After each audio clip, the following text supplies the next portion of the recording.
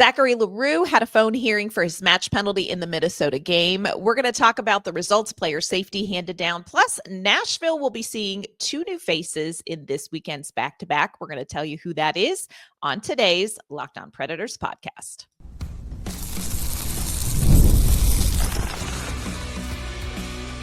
You're Locked On Predators, your daily podcast on the Nashville Predators, part of the Locked On Podcast Network, your team every day. Welcome to the Locked On Predators podcast. Thanks so much for making us your first listen of the day. We are, of course, your free daily Nashville Predators podcast. We're a part of the Locked On Podcast Network, your team every day. We want to kick off this thank goodness it is Friday episode, giving a shout out to our Locked On Predators insiders and our everydayers, and of course, welcoming any first-time listeners who are joining us. We appreciate your support, and we like that we are trudging through this Nashville Predators season all together. I'm Ann Kimmel. I am a writer and co-host with Penalty Box Radio, and my friends, I have a partner in crime. You do. I'm Emma Lingen, and I'm the Predators site editor and reporter for the Hockey News. And in the background at Emma's is Minka. She is upper management, making sure that we stay HR compliant on today's show. It's going to be a crapshoot, y'all. She's close by. She's keeping a close watch. She's got her ears tuned into what we say. And we have a lot to talk about on today's show. Of course, we are going to give an update on Zach L'Heureux's status after he was assessed a match penalty in the game against Minnesota earlier this week. There are also two new faces, sort of new faces, returning to the lineup for the Nashville Predators. We are going to talk about who they are and tell you why we are especially excited to see one that will be taking a rookie lap for Nashville tonight. Plus, again, Preds game tonight. They have a back-to-back this weekend, Vancouver and the Calgary Flames. We're going to talk about those games, and we're going to talk about the player that we feel like is the one that got away for Nashville. But before we dive into all of that this Friday, I want to let you know that this episode is sponsored by FanDuel. You can finish the NFL season with a big return on FanDuel. New customers can place a $5 bet, and you're going to get started with $250 in bonus bets if you win that first $5 bet. Visit FanDuel.com to get started. All right, Emma, we just need to get through the conversation. And this is a conversation that brings out a lot of the feels for a lot of people. And I get that.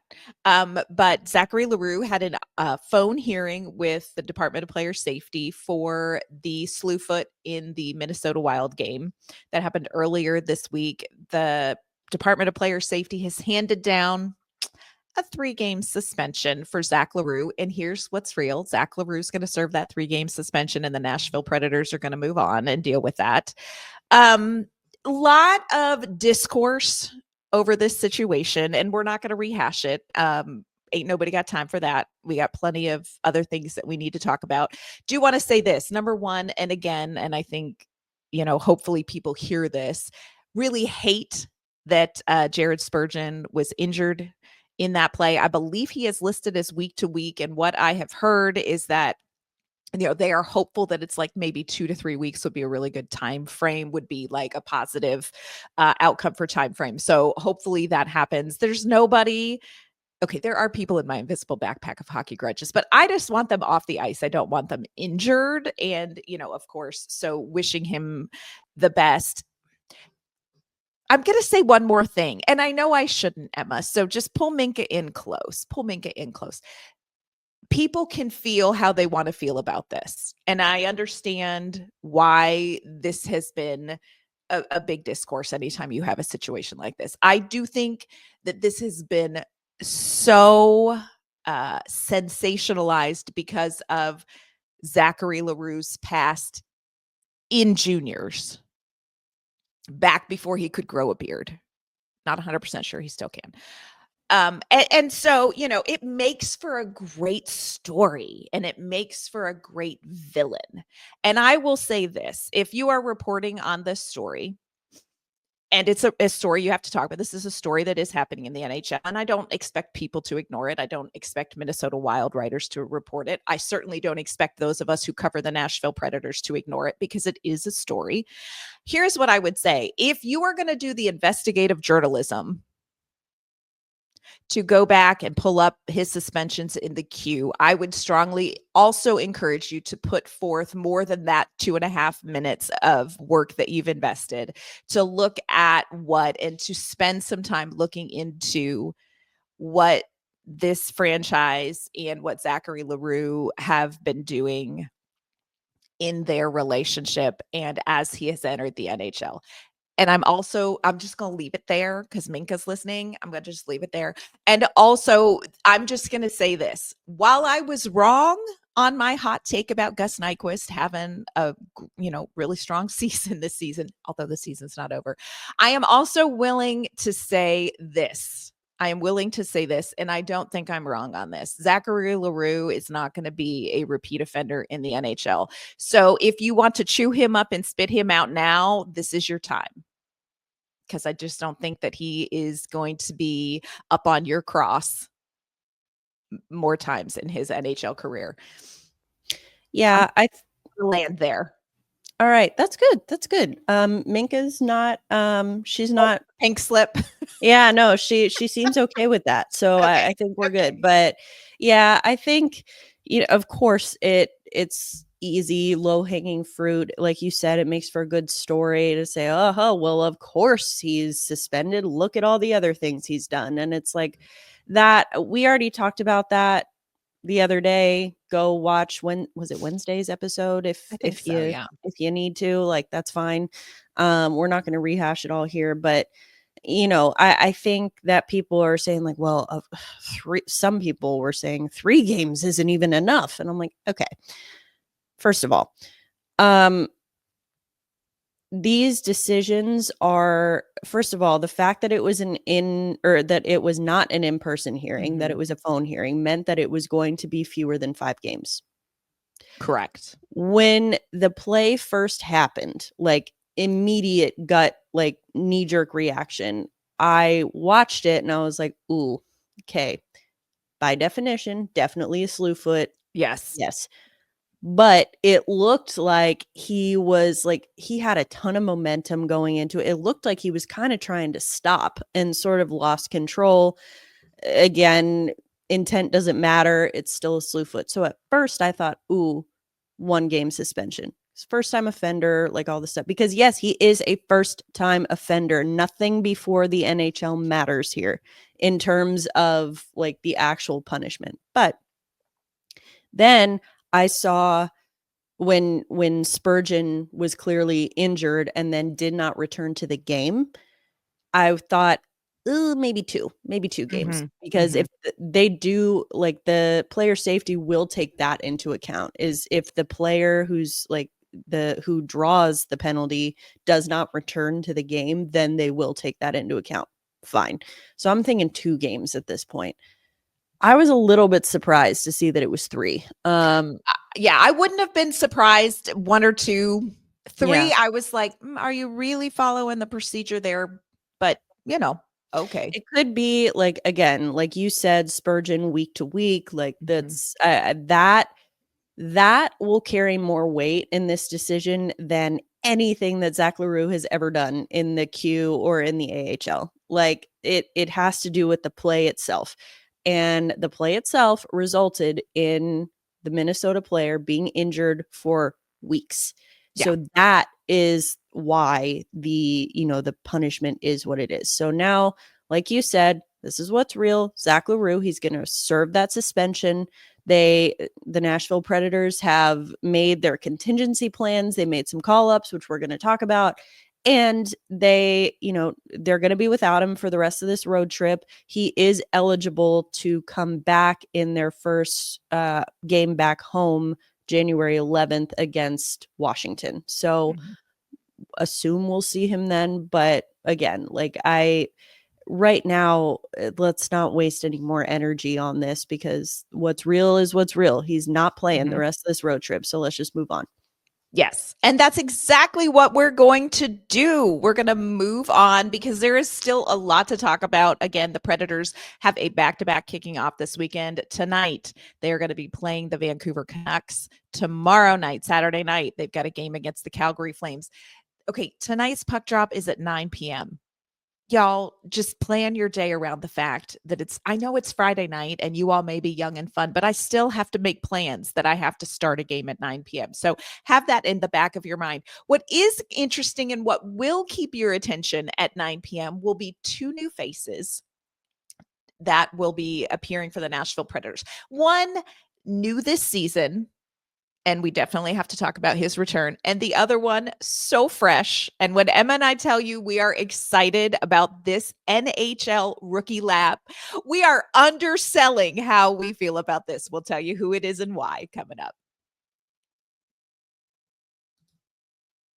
Today's episode is brought to you by our great friends at FanDuel. The NFL playoffs are almost here, but friends, it's not too late to get in on the regular season action with FanDuel, America's #1 sportsbook. Right now, new customers can finish the season strong with $250 in bonus bets if your first $5 bet wins. FanDuel has so many ways for you to pick up that W. You can, of course, bet on who's going to win the game. But there is so much more than that. You can bet on which players will score a touchdown, how many points each team will have, and so much more.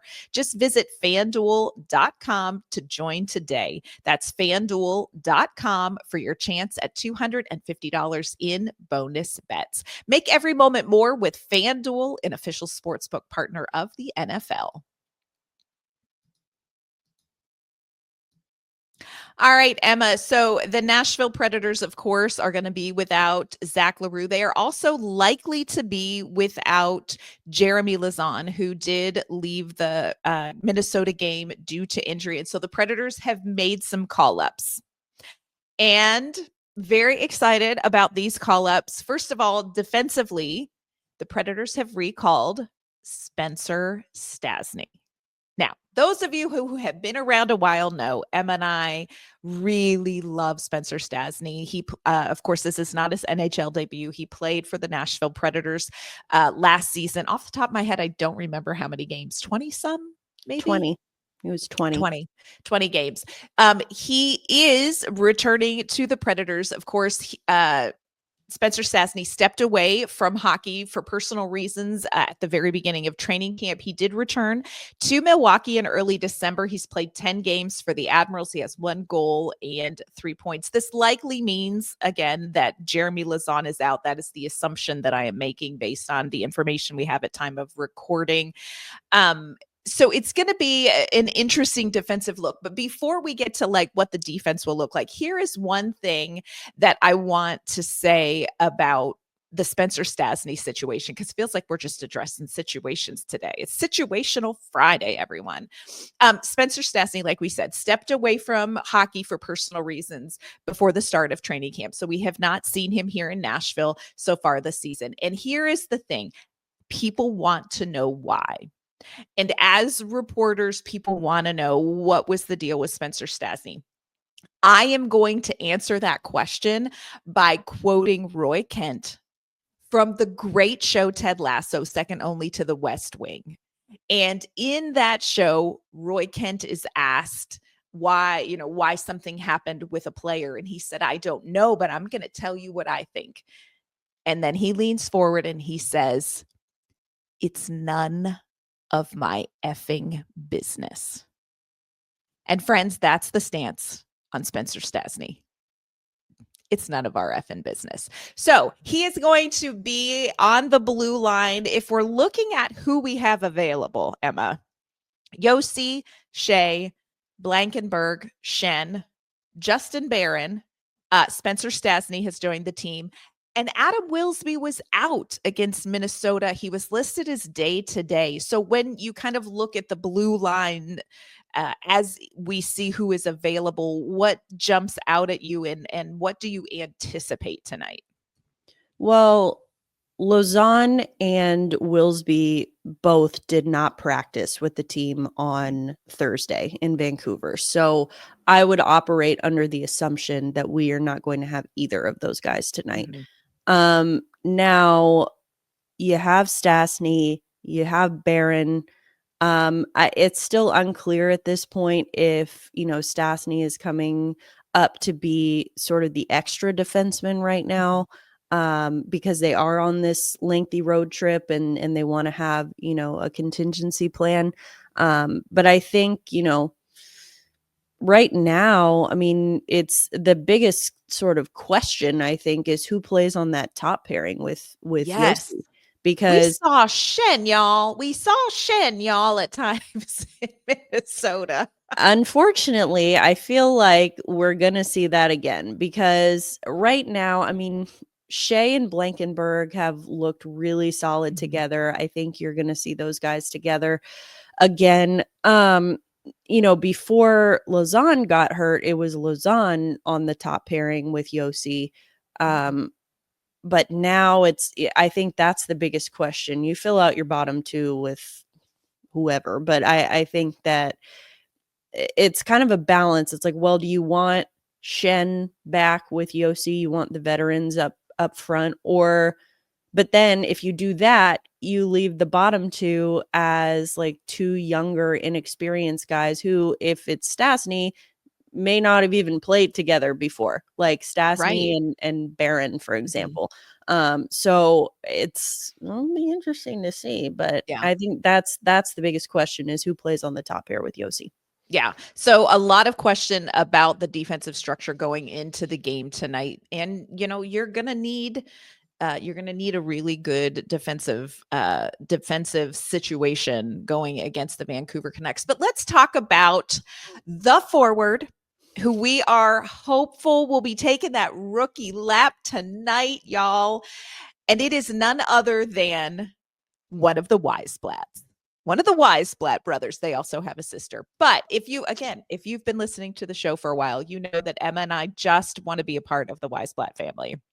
Azie Wiesblatt, he came to the Nashville Predators organization as a part of the Igor Afanasyev trade with San Jose last June. This would be his NHL debut, 22 years old. Here is what I love about this story. Set aside the fact that really excited to see Azie Wiesblatt personally play, but this is so cool. Azie Wiesblatt, born in Vancouver, his family lives in Calgary. So his family is going to get to see his NHL debut in Vancouver and also get to see him play likely in Calgary. When we talk about Azie Wiesblatt, what stands out to you, Emma, about his style of play? What do people need to know besides the fact that he's just so cool?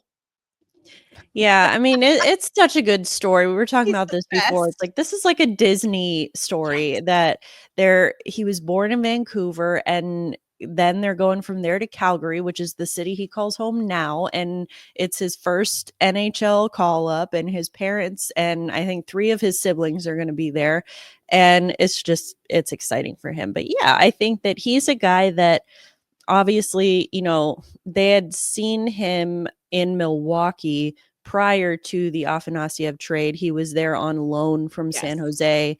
They obviously liked what they saw enough that they made a trade for him. And, obviously sent Afanasyev to San Jose. And so I think, our first chance seeing him was in training camp this year. And he's just, I think he's a really skilled player. He was one of the guys who got an extended look up front along with guys like Zach L'Heureux, who, and you can just tell the organization is very high on this kid. They really like what he can bring.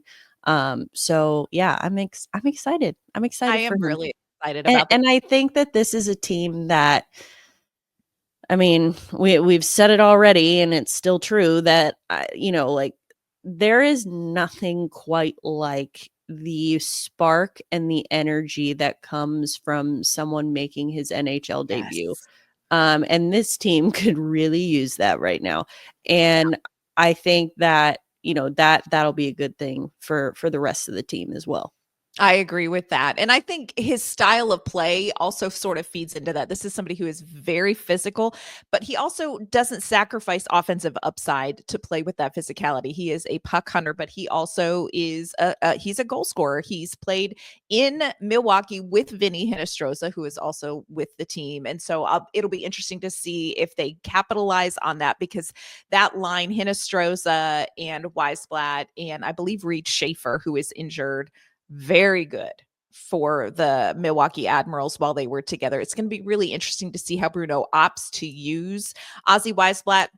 We talk about his physical style of play. And again, if you were here through training camp, Emma and I talked about this. Azie Wiesblatt, one of 4 hockey playing boys.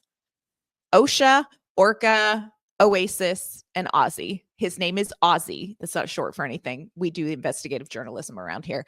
But got a chance to talk to him. And this is a clip from back in training camp where we had a chance to sit down and talk with Azie Wiesblatt. And I asked him about growing up with 3 brothers who play hockey. And he talks about that. And then the second half of the clip, he talks about what it would mean for him to make his NHL debut. This is Azie Wiesblatt back in training camp. We'd be in the backyard playing roller hockey and things like that. We're all slashing each other. And so I think I got pretty tough that way, and parents weren't stopping it and all that. So it was a free-for-all growing up. And, my little brother's a really tough hockey player himself. And, I think it's just in our blood. I think about that sometimes. And, it's special for me, but, people have helped me so much along the way. And, not even just my family, other families helping provide for us. We were never, the rich family growing up, so a lot of families have stepped in and helped me. So it's going to be huge for them and myself, and just special. I mean, stop it now. He said, I believe it was Max Hurst who tweeted this, that, and I think, hopefully I'm getting that right, but I think that Ozzy said that he was at a New Year's Eve gathering when he got the call about coming to the NHL, and he said he just broke down crying like a baby. And I'm like, I love that, because you can tell this is everything to him. And he talked about his family dynamic, also very interesting. Both of his parents are deaf, so he is fluent in sign language, which I think is really interesting. But yeah, he's one of those guys, kind of reminds me of Mark Del Gaizo a bit in the way that, they're so grateful to their family. They didn't come from a lot of means, and I think that this is really special moment, not only for him, but for his family. And like you said, I think this was good of you to ask that question about playing hockey or growing up with all those hockey playing brothers, because I feel like you as a mom of boys and probably would know. I have to tell you, I was so curious about how that, did the rest of them play hockey, and how did that add, because this is tonight, and watch this with Azie Wiesblatt. He does not have a stop button. Like he is he is hungry. He is. And I think part of that comes from, like you said, how hard he has had to work to prove himself. But part of it comes from the fact that, you're one of 4 boys, and they do have a sister. But you gotta work for it. Like, I raised 2 boys. If you double that, I don't think I'm sitting here today saying. So go, Mama Wiesblatt, go. Yeah, seriously, hats off for sure. And I think that he mentioned in that clip, he talked about his one brother who I believe is in the Washington Capitals organization. Yeah, he plays I think he does. So I believe he is I think he plays for Medicine Hat right now. Okay. Yeah, so he's still in juniors, but he is a prospect with the Capitals. And so it's cool, it's exciting, and I'm really happy. I think he's the one sibling, Oasis, who will not be there in Vancouver tonight, but the rest of his family is going to be there, so very, very exciting, and well deserved. Excited to see what he can do. I agree. His play reminds me just a little bit of the one that got away, Emma. And we're going to talk about the Vancouver Canuck player who, to our hearts, could be, and for the Nashville Predators organization, the one that got away. Today's episode is sponsored by our great friends at Rocket Money. If saving money and getting your finances in order is one of your New Year's resolutions, I want to encourage you to check out Rocket Money. Rocket Money is a personal finance app, and it's going to help find and cancel your unwanted subscriptions. It monitors your spending and helps lower your bills so you can grow your savings. It brings everything together in one place, whether it's subscriptions, your spending habits, or even the goals you want to hit this year. Rocket Money has over 5 million users and has saved a total of $500 million in canceled subscriptions, saving members up to $740 a year when using all of the app's premium features.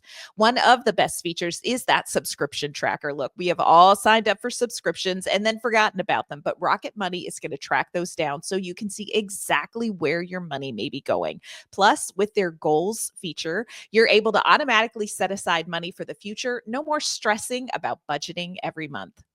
Cancel your unwanted subscriptions and reach your financial goals faster with Rocket Money. Go to rocketmoney.com/lockedon today. That's rocketmoney.com/lockedon today.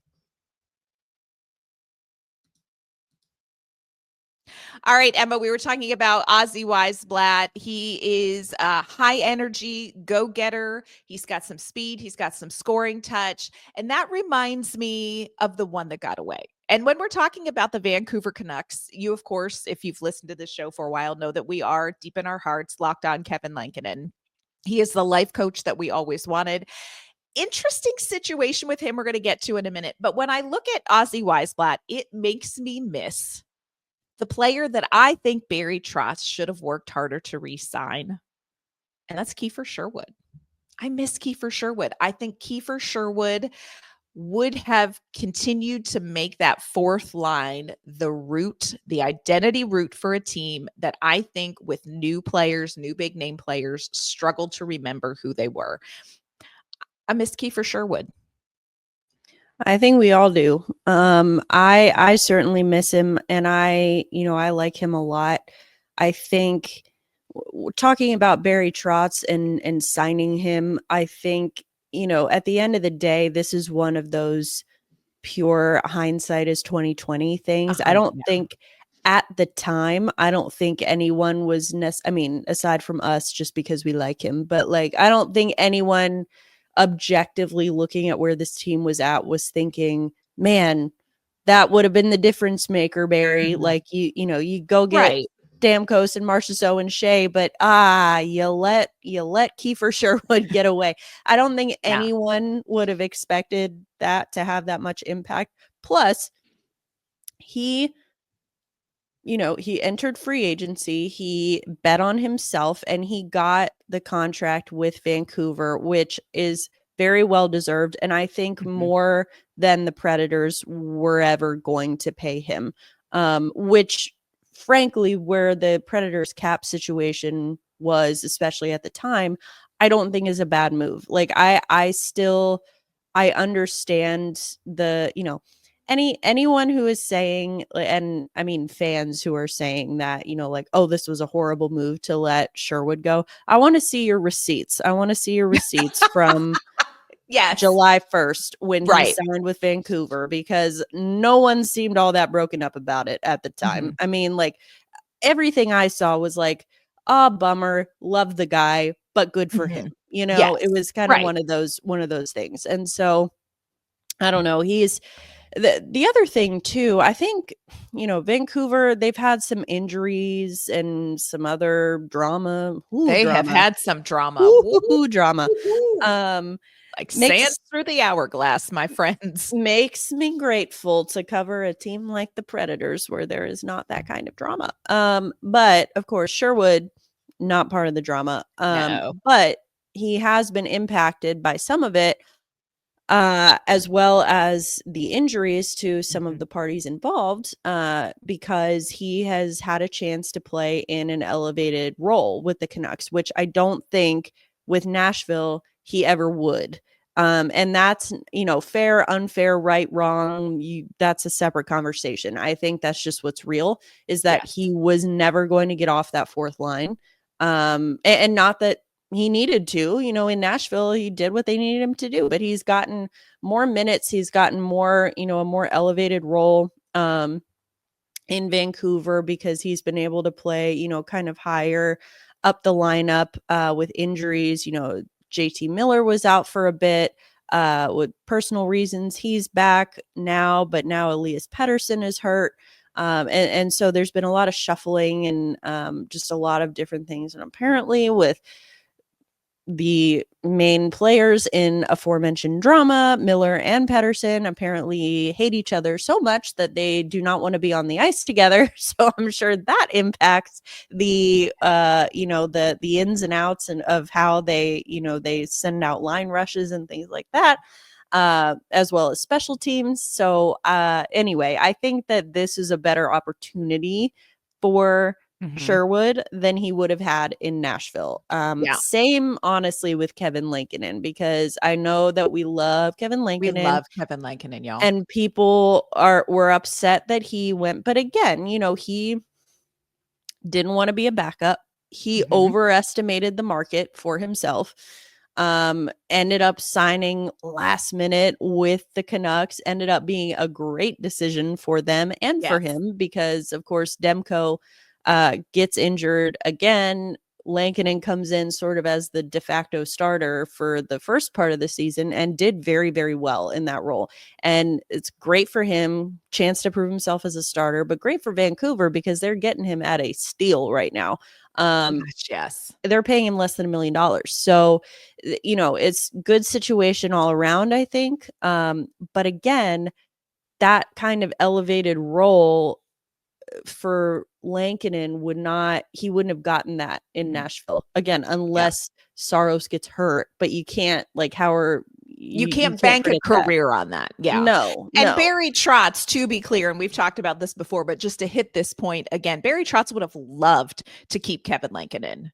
They tried to. They tried to keep Kevin Lankinen, but Lankinen opted to go a different direction. And like you said, that took its twists and turns, landed him in Vancouver, landed him in net last night, Emma. This was a very interesting situation. So Vancouver and the Kraken playing last night, and I stayed up to watch this game, and Thatcher Demco got the start in net for the Canucks. So I'm thinking to myself, okay, we're going to see Kevin Lankinen, which breaks my heart a little bit.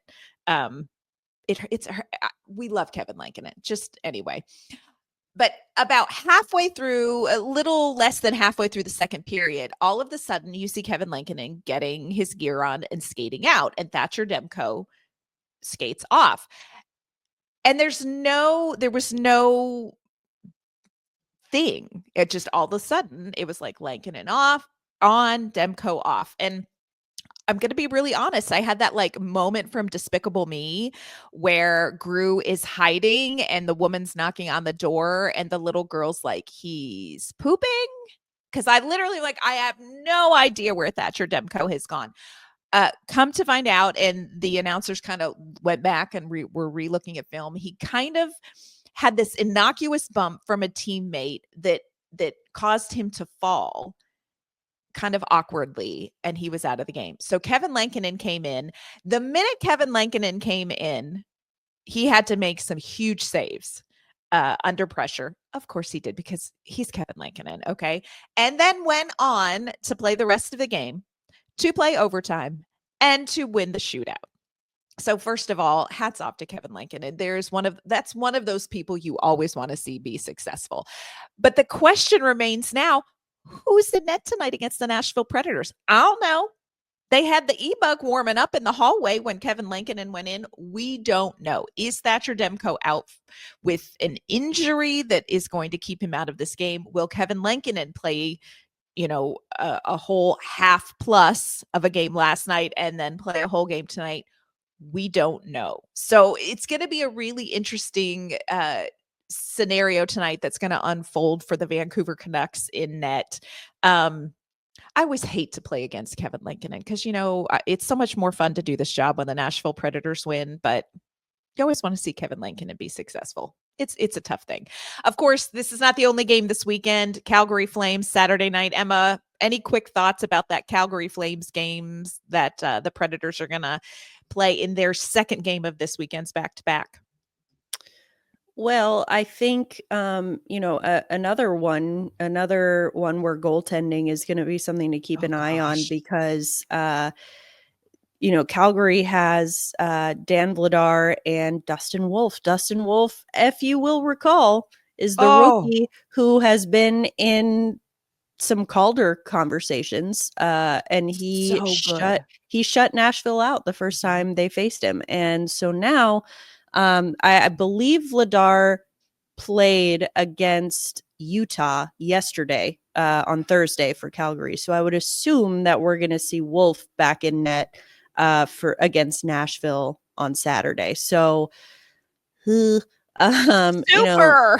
Yeah, so it's bad either way. I mean, Vladar also beat the Predators the last time they saw him, so it really, at the end of the day, maybe doesn't matter all that much. But I think goaltending is going to be, another one. It's a strength, strength for both of these teams at this point. Calgary's been interesting. They've been one of those teams where it's like we don't really know what they are right now. Like they are like smack in the middle of the Pacific Division standings, and it's like, well, are they a contender or are they going to rebuild? Yeah, they shape shift a little bit. They've been even their last I think their last 10, they're like, I don't know, like 4-2 or something like that. They're very just like, we don't know what they are. And those are sometimes the most dangerous teams. So yeah. We'll see what happens. A lot to keep your eye on this weekend between these two games. Look, for the love, Nashville needs points and just forward progress. We can't even be greedy at this point. Forward progress. In tonight's game, keep your eye out to see how they deploy the defense, especially with Spencer Stastney potentially likely returning to the lineup. Excited to see him back. And friends, try not to get weepy, but keep tissues near hand if you get a chance to see Azie Wiesblatt's rookie lap in Vancouver. Really excited for Predators fans to get a chance to see Wiesblatt play. Again, this is his first NHL game. We'll see what happens there, but just like, let's freaking go, Azie. So excited for it. And Emma and I will be back on Monday, and we're going to recap everything that happens tonight in Vancouver, tomorrow night in Calgary, and we're going to keep you up to date on all of the changes going on with the Nashville Predators through this season. Before we sign off for today and for the week, Emma, will you let everyone know where they can find you and your work? You can find me on social media at Emma_Lingen, and you can find my work at The Hockey News. And you can find me on social media at AnnK_Mama on Ice. You can find my work with Penalty Box Radio as well. Friends, that is going to do it for this episode of the Locked On Predators podcast. Thanks so much for making us your first listen of the day. Emma and I will be back on Monday to recap everything this weekend that unfolds. We'll see you then.